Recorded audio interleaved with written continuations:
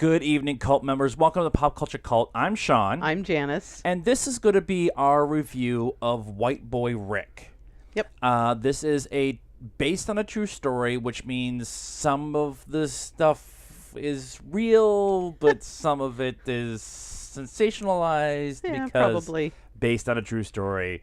I'm not going to say that this is a non-spoiler review because it's a known story. Right. And you could go read it on the internet. Right, you can go read it on the internet because everything is on the internet. This is a very interesting story. We were actually talking about it on the way home, and one of the thoughts that I was kind of having is it's nice that the stuff that came out of the war on drugs and the Say No on Drugs stuff and why all that was really going on is starting to come out. Yeah. And Narcos is kind of doing that, and American Made kind of did that, and this was Detroit's kind of what the war on drugs kind of conversation is. Yeah, that, and I mean it was going on in the mid 80s, so the height of the war on drugs, but also, just corrupt Detroit, New York, Chicago. Yeah, there was a lot of that corrupt police. Miami was that way too. Corrupt, FBI, which didn't help the situation any. Yeah, absolutely. The main billing on this story, on this movie, is Matthew McConaughey, which was one of the things we talked about on the way out too. But the stand-up performance is the kid who plays White Boy Rick. His name is Richie Merritt. He was awesome. Yeah, he was amazing, and I'd like to see some interviews with him because it takes a minute. They have an accent. Kind of the inner city kind of accent. Yeah. And definitely took a minute to kind of get how they were talking and everything, and then just he was definitely. I'm looking at the IMDb right now. IMDb while she's looking at it. This is the only credit he has. Yeah. So this is it. This is what he's starting. This is he's starting at the top. Yeah. And there's no not even any TV shows or nothing, and not even how old he is and stuff like that. So he was super, super awesome. And the reason I'm saying it that way is because he was able to play the swagger, I'm a white kid hanging out with all the black kids and be able to handle all that stuff. But then the emotional stuff that happens towards the end after he gets caught and all that stuff and dealing with the prison sentence and the trial and everything like that. He was able to do both and do both very convincingly. Yeah. There was a lot of heart to what could have otherwise been just gangster, drug dealer, gun dealer. Yeah. I mean, there was, you laughed and... Oh, yeah.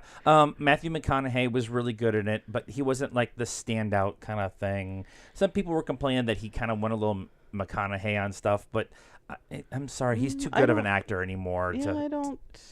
And the only other person I really wanted to talk about was Belle Plowey, who plays Dawn, who Polly. Is it Polly? We just talked about her the other day, right? Yeah, we did. She was doing... Polly. Powley's Powley. So if I'm pronouncing it wrong, get used to it. It happens all the time. Right. But she was really good too as the strung out, drug addicted sister who cleaned herself up. Her going through detox scene was really, really well done. Yeah. It could have been very cliche-y, the way they kind of handled her going through detox and stuff like that. Yeah. And then Bruce Dern, and I don't remember what her name is. She was the mom on Everybody Loves Raymond. Piper Laurie. Is it really Piper Laurie? Yeah, okay. As the grandparents. And totally... my husband grew up in Michigan, and that is Grandma and Grandpa lived literally across the street, and that is exactly that's totally what it was. Nobody moves. Everybody stays exactly. Everybody stays where they go, and they don't go. They don't do anything, right? They all work in the same jobs, go to the same grocery store, do all that kind of stuff. And it was just like, yeah. We were talking about a little bit too, and this is kind of a joke, but kind of sad and kind of realistic, is they really didn't have to change much of Detroit to make it feel like the mid 1980s. Yeah. They put some old cars in it. Yeah. And some clothes. People, wore 80s clothes, but they did some big, big for a movie that's very intimate, and I mean intimate by the characters are it's a character piece, right? It's not a big epic kind of thing, but there's some big epic style shots of Detroit. Yeah. And the only thing that I caught was when they went to Vegas, they were doing a panning shot, and you could see the canopy at the Golden Nugget. Yeah, I could just see the bottom of it, and only if you've been to Vegas a bazillion times or whatever, you would catch that kind of thing. But the big thing that the cinematography, was it the cinematography or the director of photography? I'm looking for who did the cinematography. I can't talk amongst yourselves. Tat Radcliffe. Yeah. Tat Radcliffe did a great job shooting this movie. He uses a lot of reflections in windows where you're actually watching what's going on outside the window, but you're getting the reflection of the person looking out the window. And that's just, it's real subtle shoot style, but I love when they get it right, especially when you're trying to do an emotional scene. Right. And we've taken some classes and watched some stuff where they talk about that. I stayed at a Holiday Inn Express last night. Right. I know stuff about movies. That is that over shoulder reflection shot is a way for them to capture kind of two things going on at the same time.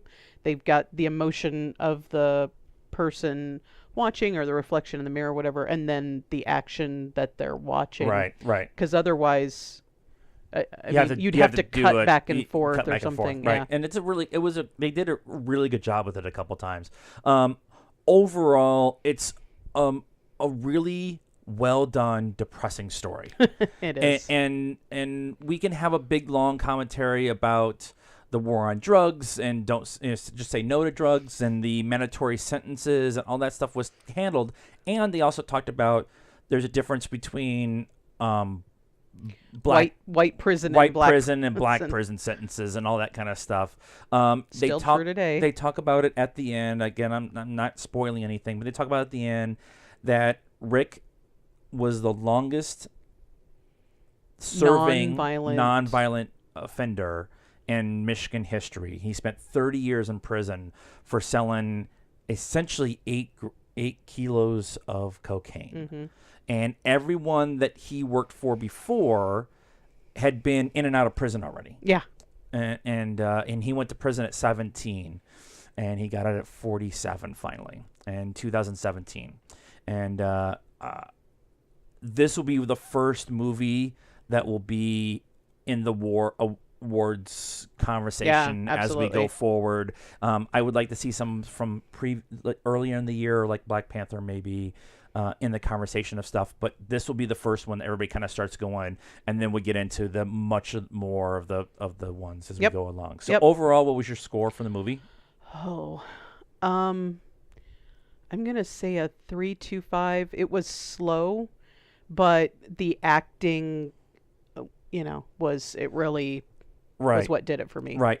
We talked about it on the way out. It's a little less than 2 hours. But it feels a lot longer because the storytelling is slow, and I don't know if they could have sped it up any more than the way they did it. Yeah. The guy the gentleman who directed it, Jan, I'm looking it up again. Jan Damage. He has a bunch of TV credits and a couple of smaller movie credits, but this looks like maybe one of his first movies. He did a really good job. However, with the pacing, I'm at 3. Okay. Just because it's slow, and it there's a climax to the movie. That's not where I would have done the climax. Once you see it, you'll understand. But that's not how I would have left the movie. and then gone and done all the little information things or whatever at the end. There's a phone call that they play the audio for, but there's no visual for. I would have end the movie that way. That's my personal opinion and the pacing. So really good movie, definitely worth seeing. Don't go see it. And don't go see it. Definitely do go see it. It is definitely worth your time. You will not be disappointed in seeing this movie. That's our thoughts on White Boy Rick. What did you guys think? Did you see it? Are you expecting good things out of this movie? Let us know. Leave us a comment. Like this video. And you're here already, subscribe to the channel. Also, get a hold of us on our social media network, Pop Culture Cult on Facebook, PopCultureCult1 on Instagram, and at @pop_cult1 on Twitter. We've already done our Stardust reaction. Just download the app for free. Follow us first, and you get to react to everything you're watching. And until the next time, good night now.